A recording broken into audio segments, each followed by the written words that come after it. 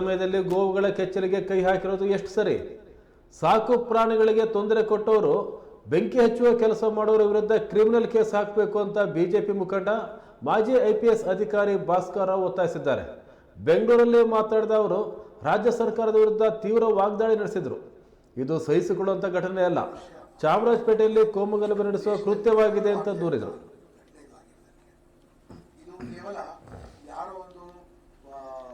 ಆಕಸ್ಮಿಕವಾಗಿರಲಿ ಅಥವಾ ಹುಚ್ಚಿನ ಕೈಲಿ ಆಗಿರೋದಲ್ಲ, ಇದು ಒಂದು ರೀತಿಯ ಷಡ್ಯಂತ್ರ. ಇದು ಇಟ್ಸ್ ಎ ಕ್ಯಾಲ್ಕುಲೇಟೆಡ್ ಸ್ಪಾಟ್.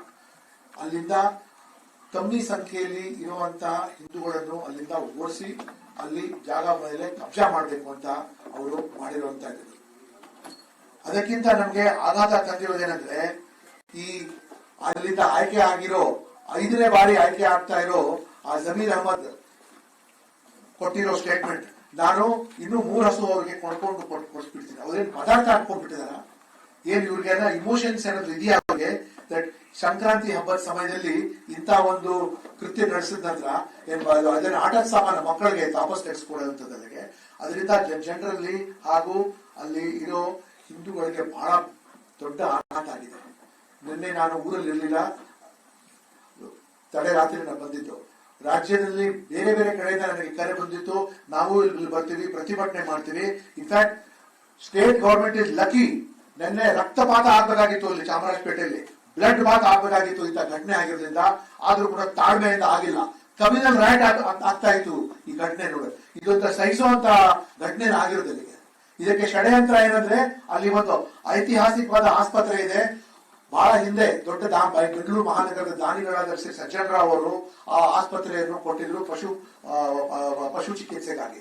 ಇವತ್ತು ಕೂಡ ಆ ಭಾಗದಲ್ಲಿ ಎಲ್ಲೂ ಸೇರಿ 2227 ಪಶುಗಳು ಅಲ್ಲಿ ಏನು ಸರ್ಕಾರದ ಸಂಖ್ಯೆ ಇದೆ ಅದರಿಂದ ಅವ್ರಿಗಾಗಿ ಮೀಸಲಿಟ್ಟಿದ್ದಾರೆ. ಮತ್ತೆ 2 ಡಾಕ್ಟರ್ಗಳಿದ್ದಾರೆ. ಅಲ್ಲಿ ಯಾರು ಬರೋದಿಲ್ಲ ಮಾಡೋದಿಲ್ಲ ಅಂತ ಹೇಳಿ ಯಾರಿಗೂ ಕನ್ಸಲ್ಟೇಷನ್ಗೆ ತೆಗೆದುಕೊಳ್ಳದೆ ಅಲ್ಲಿ ಅದನ್ನು ಡೆಮಾಲಿಷ್ ಮಾಡಿಬಿಟ್ಟು ಒಂದು ಶಾಲೆ ಕಟ್ಟಿಸ್ತೀವಿ ಅಲ್ಪಸಂಖ್ಯಾತರಿಗೋಸ್ಕರ ಅಂತ ಮಾಡಿ, ಅಲ್ಪಸಂಖ್ಯಾತರಿಗೋಸ್ಕರ ಸಂತೋಷ, ಒಳ್ಳೇದು ಮಾಡಿ. ಬಟ್ ಆದ್ರೆ ಆ ಆಸ್ಪತ್ರೆ ಡೆಮಾಲಿಷ್ ಮಾಡಿಬಿಟ್ಟು ಅಲ್ಲಿ ಸ್ಕೂಲ್ ಕಟ್ತೀನಿ ಅನ್ನೋದು ಬಹಳ ತಪ್ಪದು. ಆ ಭಾಗದಲ್ಲಿ ತುಂಬಾ 100 ವರ್ಷ ಹಳೆ ಆಸ್ಪತ್ರೆ ಅದು. ಮತ್ತೆ ಕಳೆದ ವರ್ಷ ಅದು ಏಕಾಏಕಿಯಾಗಿ ಅದ್ರ ಆಸ್ಪತ್ರೆ ಡೆಮಾಲಿಷ್ ಮಾಡೋಕೆ ಒಂದು ಸರ್ಕಾರಿ ಆದೇಶ ಕೂಡ ಹೊರಡಿಸಿದ್ದಾರೆ. ಆ ಸಮಯದಲ್ಲಿ ನಮ್ಮ ಜಿಲ್ಲಾಧ್ಯಕ್ಷರು ನೇತೃತ್ವದಲ್ಲಿ ಒಂದು ದೊಡ್ಡ ಪ್ರೊಟೆಸ್ಟ್ ಕೂಡ ಮಾಡಿದೆ. ಮತ್ತೆ ಆ 3 ಹಸು ಮಾಲೀಕ ಇದ್ದಾರಲ್ಲ ಕರುಣ, ಅವ್ನು ಮುಂಚೂಣಿಲಿ ಇದ್ದಿದ್ದು. ಮತ್ತೆ ಅವ್ನ ಮನೆ ತಾವು ನೋಡ್ಬೇಕು, ಒಂದು ಮದ್ರಸಾ ಎದುರುಗಡೆ ಇದೆ. ಆ ಮದ್ರಸಾ ಎದುರುಗಡೆ ಹಸುಗಳು ಕಟ್ಟಬಾರ್ದು. ಅದರಿಂದ ಏನ್ ಈ ರೀತಿ ಲ್ಯಾಂಡ್ ಜಿಹಾದ್ ಮಾಡ್ತಾ ಇದ್ದಾರೆ ಇವರು. ಏನ್ ಎಲ್ಲರೂ ಒಟ್ಟಿಗೆ ಬಾಳ ಇದೆ. ಎಷ್ಟು ಪ್ರಯತ್ನ, ನಾನು ಪೊಲೀಸ್ ಕಮಿಷನರ್ ಕೂಡ ಎಷ್ಟು ಪ್ರಯತ್ನ ಮಾಡ್ತೀವಿ ಎಲ್ರಿಗೂ ಒಟ್ಟಿಗೆ ಸೇರ್ಸೋಣ. ಆದ್ರೆ ಅಲ್ಲಿರೋ ಜಮೀರ್ ಅಹಮದ್ ಬೇಕಂತ ಒಂದು ಹಿಂದೂಗಳಲ್ಲಿ ಒಂದು ಭಯದ ವಾತಾವರಣ ಹುಟ್ಟಿಸಿ ಅವರೆಲ್ಲರೂ ಜಾಗ ಬಿಟ್ಟು ಹೊಟ್ಟೋಗ್ಬಿಡ್ಬೇಕು ಅಂತ. ಅದ್ರ ಹಿಂದೆ ಕೆಲವರು ಈ ಕಾಂಗ್ರೆಸ್ ಪಕ್ಷದ ಅವನ ಹಿಂದೆ ಅವರು ಪರ ದುಡ್ಡು ಎಷ್ಟು ಕೊಡ್ತಾರೆ, ಆ ದುಡ್ಡುಗೋಸ್ಕರ ಬಿಡಕ್ಕೆ ಈ ಕೆಲವು ಕಾಂಗ್ರೆಸ್ನವ್ರು ಹೋಗ್ತಾರೆ. ಇಟ್ ಇಸ್ ಅಬ್ಸಲ್ಯೂಟ್ಲಿ ಕಂಡೆಮ್ನಬಲ್ ಅದಕ್ಕೆ. ಮತ್ತೆ ಇಂಥ ಒಂದು ಘಟನೆಗೆ ಕ್ಷಮೆನೇ ಇಲ್ಲ ಅದಕ್ಕೆ. ಮತ್ತೆ ಎಷ್ಟು ಇನ್ಸೆನ್ಸಿಟಿವ್ ಆಗಿ ಮಾತಾಡ್ತಾನೆ, ದಟ್ 3 ಹಸುಗಳು ಕೊಟ್ಬಿಡ್ತೀನಿ ಅಂತ. ಇದರಿಂದ ಎಷ್ಟು ರುಚಿಗೆ ಆಗತ್ತೆ. ನಿನ್ನೆ ರಾತ್ರಿಯಿಂದ ಸುಮಾರು ಜನಕ್ಕೆ ನಾವು ಮಾತನಾಡಿ, ನಾವು ಕಾನೂನಿಗೆ ಒಂದು ಅವಕಾಶ ಕೊಡಿ, ಪೊಲೀಸ್ ಅಧಿಕಾರಿಗಳು ಇದಕ್ಕೆ ನಾವು ತಪ್ಪಿಸಿದ್ರು ಕಂಡು ಹಿಡಿತೀವಿ ಅಂತ. ಯಾರೋ ಇವತ್ತು ನಾನು ಬೆಳಿಗ್ಗೆ ಹೋದ್ರೆ ಯಾರು ಬಿಹಾರಿ ಒಬ್ಬನಿಗೆ ಕರ್ಕೊಂಡ್ಬಂದು, ಏನ್ ಸರ್ ಬಿಹಾರಿ ಒಬ್ಬನ್ ಅವ್ರು ಹಿಂದಿಲ್ಲ ಮುಂದೆ ಇಲ್ಲ, ನಾವು ರಿಸಲ್ಟ್ ಆದ್ರೆ ಎವಿಡೆನ್ಸ್ ಪ್ಲಾಂಟ್ ಮಾಡ್ತಾ ಇದ್ದಾರೆ. ಅವ್ರಿಗೆ ಅದಕ್ಕೆ ಸಂಬಂಧನೇ ಇಲ್ಲ. ನಿಜವಾದ ಅಪರಾಧಿಗಳು ಯಾರಿದ್ದಾರೆ ಅವ್ರಿಗೆ ಅರೆಸ್ಟ್ ಮಾಡಬೇಕು. ನಾನು ಪೊಲೀಸ್ ಕಮಿಷನರ್ ಗೊತ್ತಿದೆ, ಕೆಲವು ಸರ್ತಿ ಪ್ರೆಷರ್ ಬಂದ್ರೆ ಯಾವಾಗ ಕರ್ಕೊಂಡ್ ಬಂದ್ಬಿಟ್ಟು ಅಲ್ಲಿ ಅರೆಸ್ಟ್ ಮಾಡ್ಬಿಟ್ಟು ಈ ಪ್ರಕರಣವನ್ನು ಅಲ್ಲೇ ಮುಚ್ಚಾಕ್ಬಿಡ್ತಾರೆ. ಆ ಹುಚ್ಚ ಯಾವ್ದಾನೆ ಅವ್ನಿಗೆ ಅದಕ್ಕೆ ಸಂಬಂಧನೇ ಇಲ್ಲ.